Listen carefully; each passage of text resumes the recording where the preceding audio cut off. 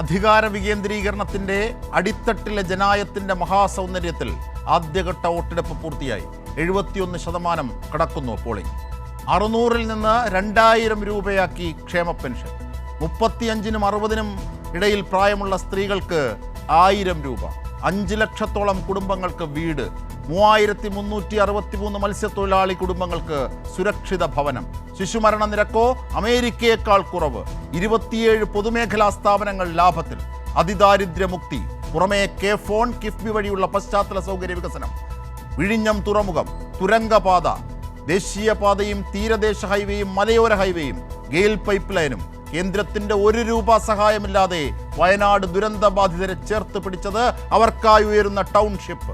പിന്നെയോ power കട്ടും load ഷെഡിങ്ങും ഇല്ലാത്ത 9.5 കൊല്ലം. പ്രകൃതി തീർത്ത ദുരന്തങ്ങളെപ്പോലും അതിജീവിച്ച് കരുത്തിന്റെ കൽഹാരവുമായി പിണറായി സർക്കാർ.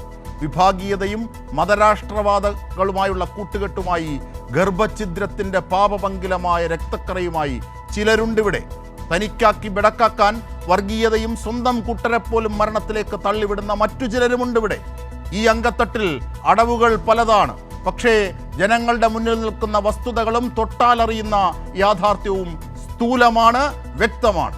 ആദ്യപാദം പിന്നിടുമ്പോൾ, രണ്ടാം ഘട്ടത്തിന് കാതോർക്കുമ്പോൾ കൊട്ടിക്കയറുന്നത് എന്തൊക്കെ?